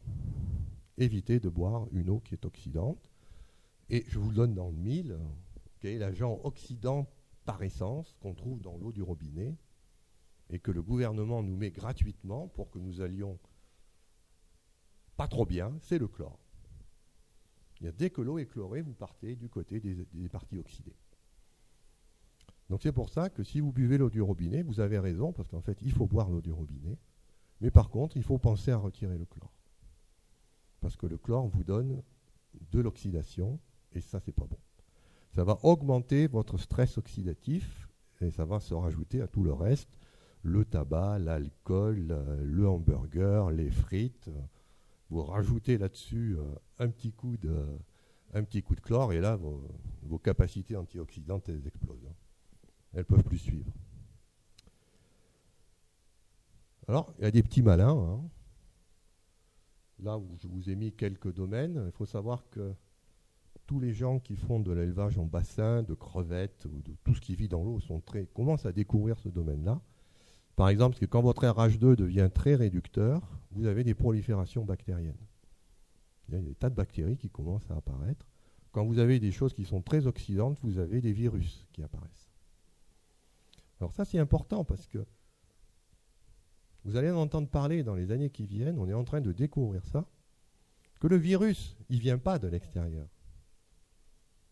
Vous l'avez en vous. Ce qui va l'activer, c'est un terrain oxydé. Je suis oxydé, j'ai un virus qui normalement est dormant, qui ne se manifeste pas. Pourquoi? Parce que lui, il a besoin de milieu oxydé, puis comme je ne suis pas oxydé, il attend. Ah, mais là, tu es oxydé, mon coco. Et paf, le virus apparaît. On n'attrape pas les virus. Ça se développe quand on a un terrain qui est oxydé. De la même façon, on n'attrape pas une infection. N'ayez pas peur d'embrasser sur la bouche votre ami s'il a un rhume. Si vous êtes sur un terrain qui n'est pas réducteur, vous ne saurez pas, les bactéries ne pourront pas proliférer. Si par contre, effectivement, vous êtes en terrain réducteur, là, il va falloir faire attention. Parce que les bactéries, elles ont besoin d'un redox, d'électrons pour pouvoir se développer. Ça, on est en train de le découvrir, que tous ces micro-organismes, en fait, la vision pasteurienne, ils sont méchants, ils veulent que nous bouffer et nous faire mal. Non, ils sont en nous, en fait. Et c'est la manière dont nous générons notre oxyde, notre bilan redox, qui va faire qu'on va manifester une infection ou une infection virale. Alors c'est pour ça qu'on a beaucoup de maladies à virus aujourd'hui, c'est parce qu'on désinfecte au chlore et que le chlore est oxydant. Donc si vous voyez des maladies virales qui prolifèrent, enlevez le chlore de votre eau de boisson si vous buvez l'eau du robinet. Bon, ça, je passe, c'est une autre façon d'exprimer la qualité de l'eau. Ça s'appelle la quantification énergétique. Une bonne eau, c'est une eau qui ne dissipe pas l'énergie. Donc, ce sont les eaux, vous le voyez, Osmosée, Montroucourt, Rosée de la Reine, Montcalm, ce sont des eaux qui sont excellentes parce qu'elles vous nettoient et elles ne perturbent pas l'équilibre redox de votre organisme. C'est tout ce qu'on demande à l'eau. S'il te plaît, touche pas à mon redox. Non, mais c'est important, parce que si l'eau amène elle-même ses agents redox, eh bien, vous allez avoir des petits soucis. Oui, on peut regarder Épar, Saint-Yor, ça c'est des horreurs, hein, Contrex. Si vous buvez ça, vous pouvez, hein. Moi, je ne voudrais pas que vous sortiez cette conférence en disant « Ouais, je ne vais pas boire Contrex, c'est dégueulasse. » Non, buvez Contrex. Mais peut-être une semaine, puis vous arrêtez. Parce que ça peut être bien de boire temporairement une eau qui est très minéralisée, ça va résoudre certains problèmes. Mais ce n'est pas une eau que vous devez boire en permanence. C'est une eau plutôt médicamenteuse qu'une eau de boisson. Alors, je vais dire un petit mot de ces appareils parce qu'ils sont en train de faire un véritable boom commercial. Ce sont les appareils d'eau électrolysée basique. Je vais vous citer une marque Kangen qui a une publicité très agressive où on vous dit « Buvez cette eau, vous allez devenir jeune, vous allez être beau, en bonne santé, ça soigne tout. » Oui, c'est vrai. Mais, il y a toujours un mais. Donc, il y a Kangen, bien sûr, mais il y a aussi tout un tas de fabricants, ça se développe de façon exponentielle. Et la caractéristique de ces eaux, c'est qu'elles sont très basiques, elles peuvent aller jusqu'à pH 10, et elles sont très réductrices. Et si vous avez compris ce que je vous ai déjà dit, très réductrice, ça veut dire que je vais vers les bactéries. Alors, grosso modo, ce qu'on fait, c'est pas très beau à voir, mais bon, tant pis. Hein. L'eau, elle est bonne. On la viole, c'est-à-dire qu'on le casse en morceaux pour faire des OH-, des électrons, faire de l'hydrogène, faire de l'oxygène. Ça s'appelle l'électrolyse de l'eau. Et cette électrolyse de l'eau, donc, elle vous donne deux types d'eau. C'est pour ça que sur ces machines, vous avez deux robinets. Le robinet oxydant et le robinet réducteur. On boit l'eau réductrice et l'eau oxydante, par contre, elle est géniale. Si vous avez un problème de peau, si vous avez une infection en externe, c'est un excellent antiseptique. Bah, évidemment, vous allez avoir un pH qui est acide à 4, il n'y a rien qui résiste, et en plus, avec un milieu oxydant, je peux vous dire que les bactéries, elles n'aiment pas du tout les milieux oxydants. Elles aiment les milieux réducteurs. Par contre, l'eau réductrice, on va la boire. Alors, vous avez deux robinets, et vous pouvez régler. Bon. Après, il y a des appareils qui coûtent 600 €, il y en a qui coûtent 3000 €. Ah, ça vaut le coup d'acheter ça ou pas? Bon, on va répondre. Donc, tout d'abord, la publicité. Que font ces eaux quand on les boit? Eh bien, premier test, vous prenez un clou. Vous mettez le clou dans l'eau électrolysée basique. Et puis, vous mettez le même clou dans l'eau du robinet. Et puis, vous revenez quelques heures après. Qu'est-ce que vous voyez? L'eau du robinet, c'est dégueulasse. C'est-à-dire que le clou, il s'est corrodé. Par contre, le clou qui est resté dans l'eau électrolysée basique, nickel. Vous voyez, si je bois cette eau, c'est génial. Je vais rester nickel comme le clou. Ah bon, on est des clous? Ben oui, c'est ça. On est en train de vous dire, vous êtes un clou. Mais non, on est un peu plus qu'un clou quand même. Mais c'est vrai que ça empêche le clou de rouiller. Ça, c'est vrai. Après, vous avez le PDG, là, il est à gauche, il a 67 ans. Et à droite, vous avez son représentant commercial aux États-Unis. Ils ont le même âge. Oh là là, qu'est-ce qu'il est jeune. Ben oui, il boit depuis 20 ans cette fameuse eau, qui est une nouvelle eau de jouvence. Et puis pourquoi? Parce que vous avez le petit dessin qui va vous convaincre. C'est qu'il y a une grande publicité en ce moment dans la presse médicale contre les oxydants, les radicaux, le stress oxydatif. On est en train de traquer les radicaux. Et pour traquer un radical, il faut un antioxydant. Or, il se trouve que cette eau est extrêmement antioxydante. Et donc, quand vous la buvez, vous n'avez plus ces attaques radicalaires. Et donc, comme ces attaques radicalaires sont censées vous faire vieillir, on ne vieillit plus. Voire même, on rajeunit. C'est pas beau. Ouais, un petit peu idéal. Hein. Mais ça marche, il y a des tas de gens qui achètent. Hein. Il y a aussi un autre argument dans ces types d'eau qu'on va un petit peu démolir, c'est l'argument de l'hydratation, parce qu'on a tous remarqué que quand on vieillit, on se déshydrate, c'est-à-dire que la peau devient rêche, Elle perd sa souplesse de peau de bébé qu'on avait. Et ça, c'est parce qu'on perd de l'eau. Donc, que vont dire les arguments de ceux qui vendent ces machines? C'est pas grave, on vous fait des tout petits clusters, ça s'appelle de l'eau hexagonale. C'est vrai que l'eau fait des clusters. Je suis bien placé puisque je les étudie en laboratoire. Bon. Mais le problème, c'est que ces clusters, on va vous dire, comme ils sont tout petits, ils peuvent passer à travers la membrane. Et c'est là où vous voyez qu'on vous bourre le mou. Comment de l'eau peut passer une membrane qui est de l'huile? Ça ne peut pas marcher. Pipeau. Mais ça fait vendre. Alors les voilà, les clusters d'eau, je vous en ai mis, parce que ça c'est ma spécialité de laboratoire, j'en fabrique, je les regarde, je les caractérise, je m'amuse avec ça. Alors c'est très bien, mais il faut savoir que dans l'eau liquide, ces choses-là durent 10-12 secondes. En 10-12 secondes, ça a disparu. Alors comment voulez-vous que ces choses-là vous hydratent ou quoi que ce soit? Ce sont des objets qui ne sont pas faits en fait. La nature les fabrique, bien sûr, l'eau est comme ça, mais ça a des durées de vie qui sont très faibles. Alors évidemment, la vérité, c'est que il faut passer cette membrane, cette couche d'huile, et ça, c'est assez récent, on l'a découvert depuis une vingtaine d'années. On ne passe pas par diffusion, on ne passe pas par transport coactif, parce qu'il faut quand même savoir qu'on s'hydrate énormément. Je vous ai montré à la première diapositive qu'on est traversé par beaucoup d'eau, et donc ça veut dire qu'il faut que l'eau, on la pompe à toute allure. Le seul mécanisme qui peut faire ça, c'est ce qu'on appelle des canaux. Ce sont les fameuses aquaporines qui ont donné lieu à un prix Nobel en 2005. Et donc, on a plein d'aquaporines. Il y a des petits trous dans la membrane par lesquels l'eau passe. Des trous dédiés à l'eau. Et pourquoi c'est intéressant? Bon, je ne veux pas vous passer toute la liste d'aquaporines, on est en train d'en découvrir encore des tas. C'est intéressant parce qu'elles ont toutes la même structure. C'est une structure en double entonnoir. Un entonnoir qui est évidé vers le haut, puis ça se resserre, et un entonnoir qui s'évite vers le bas. C'est-à-dire que l'eau peut passer des deux côtés, soit du milieu extracellulaire au milieu intracellulaire, soit du milieu intracellulaire au milieu extracellulaire. Et vous avez au centre de la protéine un petit coude comme ça. Ça fait un coude. C'est-à-dire que la molécule d'eau, elle est obligée de faire ça. Et comme elle est obligée de faire ça, elle ne peut passer qu'une par une. C'est-à-dire que les molécules passent une par une. Et donc, si vous avez des clusters en haut, on s'en tape. Le cluster, il ne passe pas.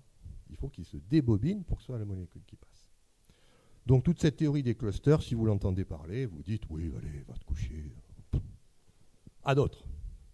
Non, mais c'est ça qui est bien, c'est un petit peu de comprendre les choses. Alors, par contre, d'où vient leur potentiel redox? Parce que ces eaux sont extrêmement réductrices. Et ça, c'est un petit scoop que je vais vous donner, puisque c'est une étude que j'ai faite avec qui va être publiée là, cette semaine dans un journal. Ce sont en fait des nanoparticules de platine. C'est que quand vous électrolysez l'eau, il vous faut mettre des électrodes en titane recouvertes de platine. Et qu'est-ce qui devient le platine? Quand on fait passer un courant, eh bien l'électrode se corrode. Et elle vous balance des nanoparticules de platine. Et donc, ces nanoparticules de platine donnent des potentiels redox extrêmement bas, c'est-à-dire que ce sont elles les antioxydants. Ah oui, mais les nanoparticules de platine, on les trouve où aussi? Ce sont les mêmes que vous trouvez, que vous respirez dans l'air, dans les pots catalytiques. Voilà. Vaut mieux le savoir, quand on boit une eau électrolysée basique, on se bourre de platine. Bon. Alors, ça ne veut pas dire que ce n'est pas intéressant, parce que si vous aimez la vitamine C, si vous aimez les grands antioxydants, les nanoparticules de platine, c'est encore mieux. C'est beaucoup plus antioxydant. Ça bouffe tout. Il n'y a rien qui résiste. Tout ce qui est radicalaire est bla, bla, bla, bla. Il n'y a rien qui échappe. Aucun radical ne peut échapper à une nanoparticule de platine. C'est pour ça que ces eaux sont terriblement efficaces si vous êtes en stress oxydatif massif. C'est-à-dire que c'est une eau qui peut être géniale si vous êtes sous chimio. Parce que quand vous êtes sous chimio, vous avez des bouffées radicalaires qui vous viennent soit des rayons, soit des molécules qu'on vous met, qui génèrent des explosions de radicaux. Et là, bourrez-vous de cette eau-là. Parce que là, tous ces radicaux... Mais si vous n'avez pas le cancer, ou si vous n'êtes pas en état oxydatif, ça ne sert à rien. Pourquoi? Eh bien, tout simplement parce que on oublie que les radicaux, on en a besoin. C'est que quand vous êtes infecté par une bactérie, comment fait votre système immunitaire pour tuer l'intrus, à votre avis? Eh bien, une bouffée de radicaux. On envoie une bouffée de radicaux sur la bactérie pathogène et la bactérie pathogène, elle crève. Mais si vous buvez de l'eau antioxydante, ces radicaux que votre système immunitaire se tue à envoyer pour tuer l'intrus, qu'est-ce qu'ils vont faire? Mais ils ne vont pas arriver à leur cible. Et là, vous avez votre infection qui va devenir sévère. D'autant plus que comme vous buvez une eau qui est réductrice, vous savez que les milieux réducteurs favorisent la prolifération bactérienne. C'est vraiment pas une bonne idée. Donc c'est pour ça que c'est des eaux que j'aime bien, mais uniquement sous contrôle médical, s'il vous plaît. Faites-vous suivre par un médecin. Si vous, effectivement, vous voyez que vous êtes en stress oxydatif avancé, il y a des personnes qui sont en stress oxydatif grave, oui, allez-y.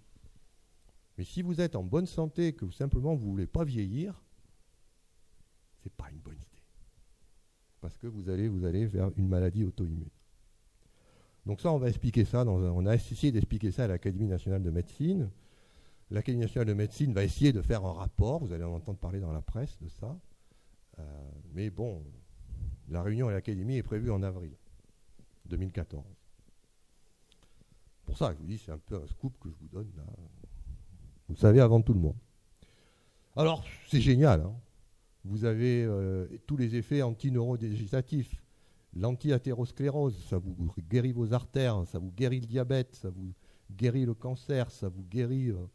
ça rallonge la durée de vie des nématodes. C'est génial. Dès que vous avez un stress oxydatif que votre organisme ne sait plus gérer, mais prenez cette eau-là. Elle va vous sauver la vie.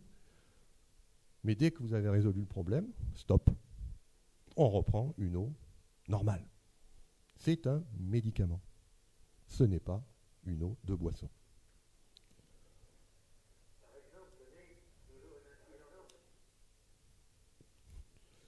Alors, pour vous montrer, la vitamine C et le thé vert, qui sont réputés quand même être très antioxydants, vous voyez, c'est la gnognotte à côté de ces eaux-là.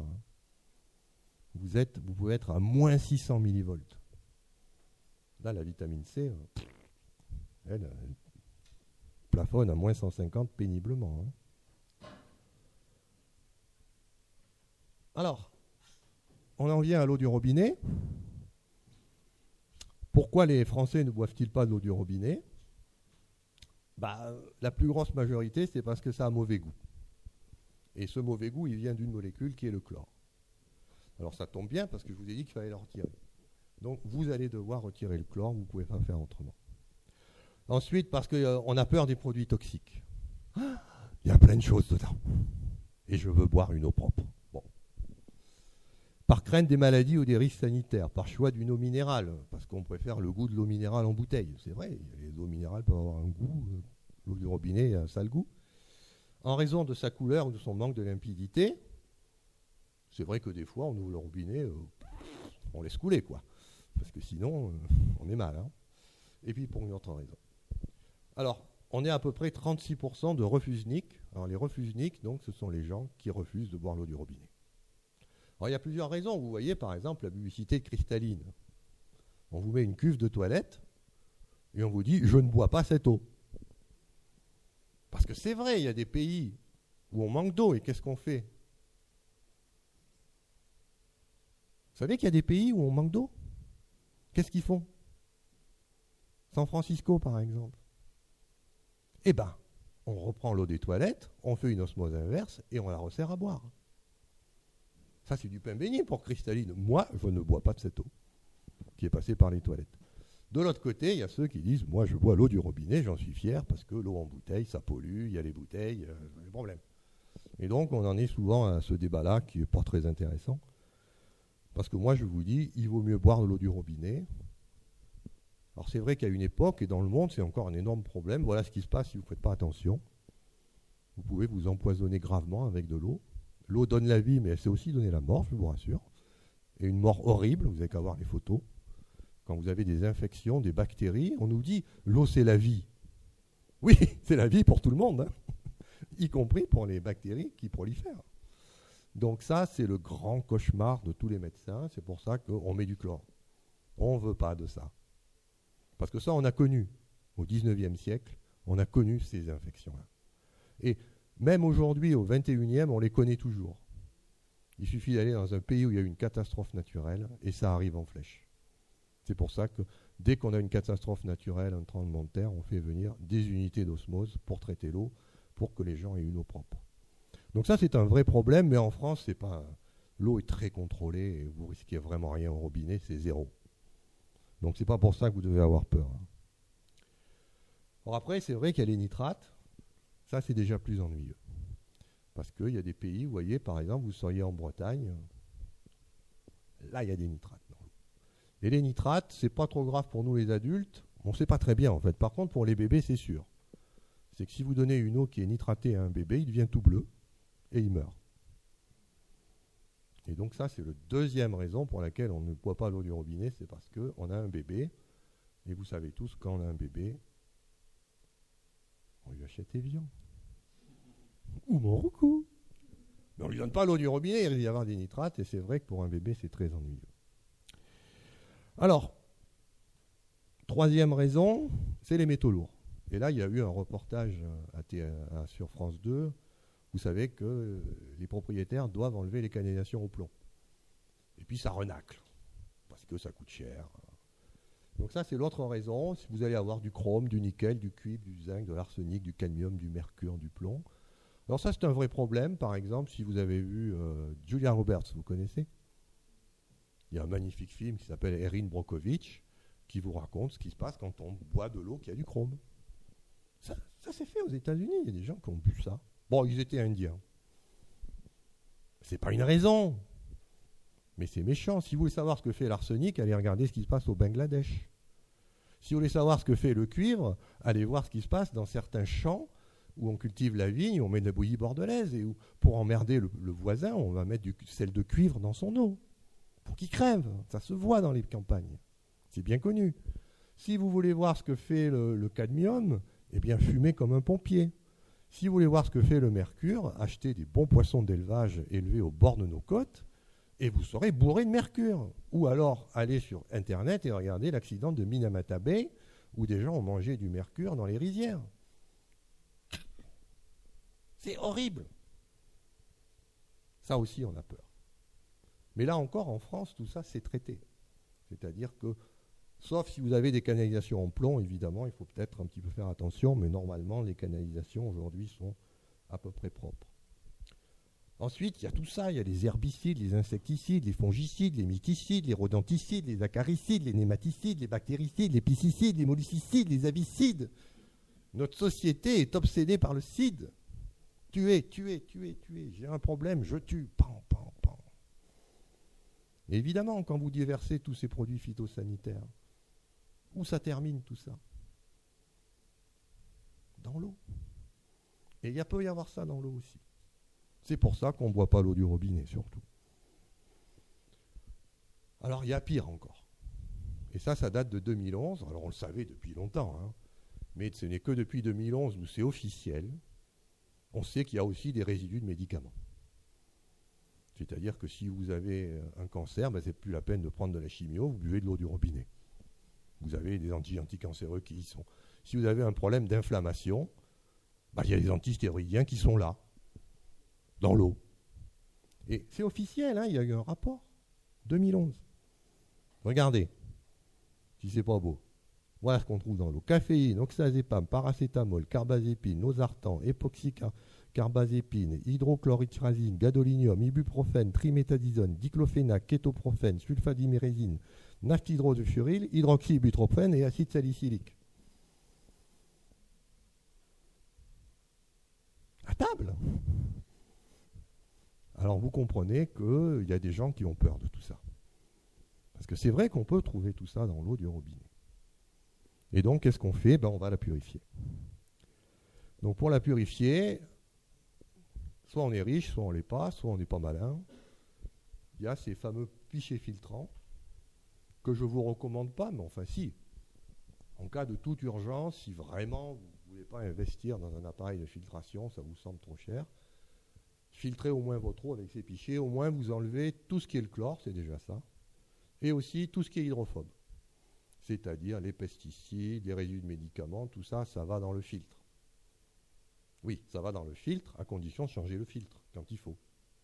Parce que si vous ne changez pas le filtre, ça relargue. Hein. Et là, vous en prenez des doses massives. Donc c'est pour ça que c'est à manier avec précaution. Par contre, vous aurez d'énormes problèmes avec tout ce qui est métaux lourds et nitrates, parce que ça n'arrête rien. Ça. Et donc vous aurez quand même les problèmes des nitrates et des métaux lourds. Alors pour ceux qui veulent être sûrs, il y a un appareil, j'en ai amené un là, pour que vous voyez comment ça fonctionne, ça s'appelle un osmoseur inverse. C'est quelque chose qui ne laisse passer que l'eau. En fait, c'est une aquaporine. Sauf qu'elle est fabriquée par l'homme et qu'on ne fait passer que de l'eau, ce qui fait qu'on met tout ce qu'on veut d'un côté et on ressort de l'autre une eau qui est pure. Et c'est cette eau ensuite qu'on va boire. Et c'est là où je vais terminer avec un sujet qui est en général, la plupart des conférences s'arrêtent ici, parce qu'on a tout traité finalement. J'ai traité l'eau en bouteille, j'ai traité l'eau du robinet, je vous ai dit qu'on va la purifier. Maintenant, je vais vous dire que l'eau, c'est plus que ça. C'est plus que de l'eau. Et vous devez le savoir, puisque vous êtes fait d'eau. L'eau, c'est la vie. Et donc, on peut faire des choses à l'eau. Et des choses fantastiques. C'est ce qu'on va essayer de regarder maintenant. Bon, ça, c'est la membrane. On pourra en discuter si ça vous intéresse. Ça vous montre qu'effectivement, une fois qu'on a filtré tout ce dont j'ai parlé est viré, il n'y a quasiment plus rien qui reste. Et ça, c'est un énorme intérêt, par exemple, pour les personnes âgées qui ne peuvent pas porter des packs d'eau et qui veulent boire une eau qui est propre. Vous leur installez un osmoseur et là, elles ont l'eau au robinet. Une eau de qualité. Elles n'ont plus besoin d'aller au supermarché pour acheter les packs. Alors, il y a un petit danger à faire ça, c'est qu'il faut que la membrane soit en bon état. Et c'est pour ça qu'on a toujours un préfiltre en charbon actif pour arrêter le chlore. Pourquoi ? Parce que si jamais on n'arrête pas le chlore attaque la membrane. Ça fait des trous comme ça. Et à ce moment-là, il vaut mieux pas avoir d'osmoseur. Parce que ça fait de la prolifération bactérienne et des choses qui sont vraiment pas belles. Voilà. J'en arrive à cette propriété de l'eau que moi j'étudie beaucoup en ce moment. Elle est aussi beaucoup étudiée par quelqu'un que vous connaissez peut-être, qui s'appelle Luc Montagnier. Vous avez peut-être entendu parler de ses travaux. Je vais juste vous en dire 2 mots parce qu'il va y avoir un beau documentaire qui va passer sur France 5 en janvier, qui va vous raconter toute l'histoire, donc vous aurez tous les détails. Je vais juste vous dire ce qui se passe. Vous prenez un ADN, peu importe de quoi. Vous voyez ce que c'est qu'un ADN ? C'est une double hélice. Et vous la mettez dans l'eau. Bon, jusque-là, rien de bien sensationnel, puisque l'ADN adore l'eau.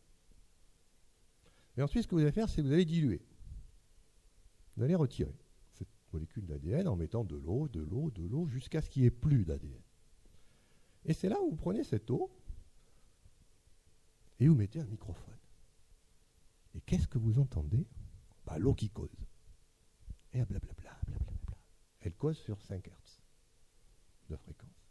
C'est-à-dire que vous la mettez dans un appareil qui détecte les ondes sonores et vous entendez l'eau qui part. Et ce qui est bien, c'est que si vous avez mis une eau qu'on n'a pas contenu de l'ADN, l'eau, elle ne cause pas. Et ensuite, ça encore, c'est déjà pas mal, hein, de l'eau qui cause. Mais c'est encore mieux, c'est que vous enregistrez ce son, la voix de l'eau. Vous mettez ça sur un fichier WAV. Vous savez ce que c'est les fichiers WAV ? Ce sont les fichiers son des ordinateurs. Et vous envoyez ça par Internet, le web, par mail, copie, pièce attachée, fichier WAV, clac, vous envoyez ça chez quelqu'un qui lui a de l'eau pure. Il prend son tube d'eau pure et il fait écouter à l'eau pure ce son qui vient d'Internet. Bon, a priori, il ne se passe rien. Si, parce que si maintenant vous remettez des nucléotides et une ADN polymérase, vous avez l'ADN qui se recrée à partir de la mémoire de l'information qui avait été écoutée, stockée dans l'eau.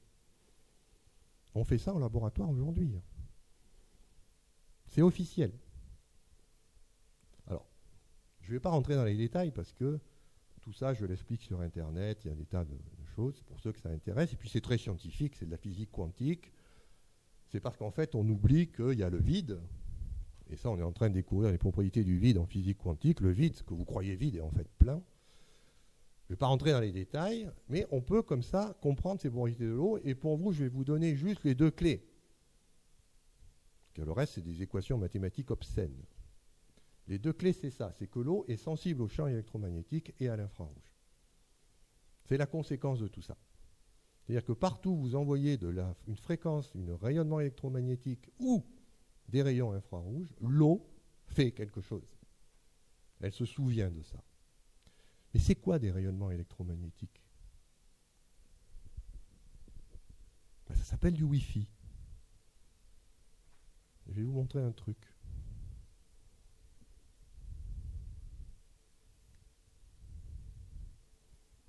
Il y a de l'eau là-dedans qui me protège de toutes ces ondes Wi-Fi qui me traversent et qui changent ma structure d'eau. C'est-à-dire qu'aujourd'hui, on a même des dispositifs qui sont développés pour se protéger. Personne ne le sait, mais bon. Vous avez bien fait de venir. Hein. Alors, très brièvement,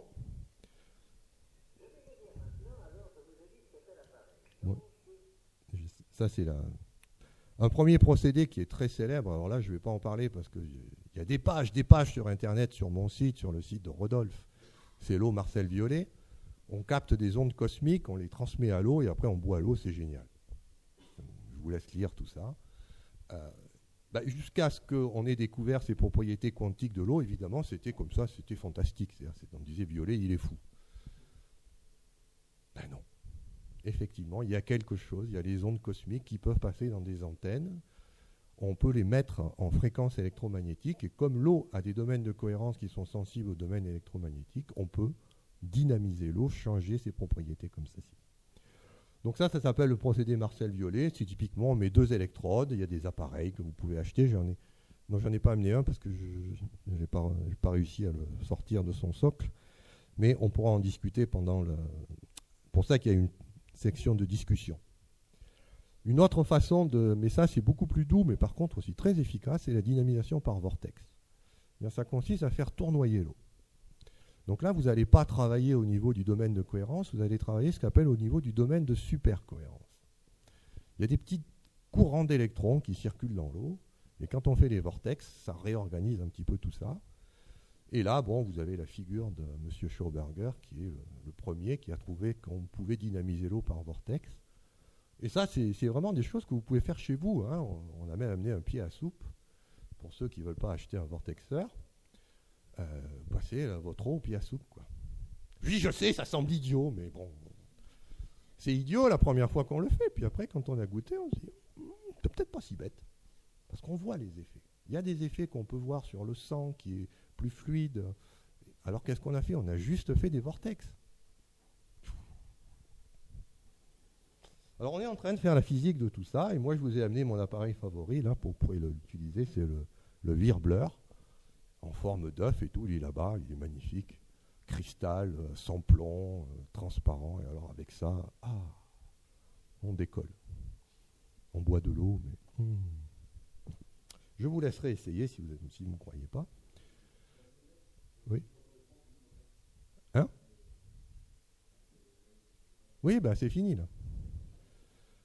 Dernière chose, les DILECA, qui sont alors des systèmes qui combinent l'électricité, le magnétisme, le vortex. Alors après, vous avez des systèmes qui vont tout mettre ensemble. Les céramiques, n'oubliez pas les mains. Vos mains émettent de l'infrarouge. Ben oui, les guérisseurs, on peut aussi expliquer comment ça fonctionne. C'est avec ça. Et puis, comme je vous ai dit, vous avez ces magnifiques systèmes CMO qui vous protègent contre toutes ces méchantes ondes. Parce que c'est vrai que essayer de dormir maintenant de nos jours, ça peut devenir dur. Mettez ces produits-là, ces appareils-là, et vous verrez que moi je l'ai fait, je dors beaucoup mieux. Un petit coup de griffe à Monsieur Emoto. Bon, je l'aime bien, hein, mais c'est un rigolo. Donc ce monsieur fait de l'art et du commerce, ça j'ai rien contre, mais ne me dites pas qu'il fait de la science. Tout ce qu'il dit, c'est n'importe quoi. Donc, c'est vrai que ça fait des belles photos. Vous avez ici une eau qui a écouté du heavy metal, puis une eau qui a écouté Beethoven. Quand elle écoute Beethoven, c'est beau. Quand elle écoute l'heavy metal, c'est pas beau. N'importe quoi. Bon, ça fait vendre, c'est très beau, c'est artistique, mais c'est pas de la science, vous pouvez oublier. Voilà. Dernière chose, on peut se battre ou s'entraider pour de l'eau. Donc en général, on est neutre ou alors plutôt coopératif dès qu'il s'agit de partager son eau. Il y a quelques pays qui sont carrément dans les conflits. Je ne vous pas des photos. Israël, la Syrie, sont souvent des conflits qui sont liés à l'eau. Par exemple, Tibet et la Chine. Pourquoi les Chinois ne veulent pas lâcher le Tibet? Parce que c'est le réservoir d'eau de la Chine. C'est tout. Ils ne vont pas se priver de leur alimentation en eau. Voilà, il n'y a pas beaucoup d'eau sur cette planète. Vous voyez, si on rassemblait toute l'eau, voilà ce que ça donne. Une petite goutte sur un morceau de terre.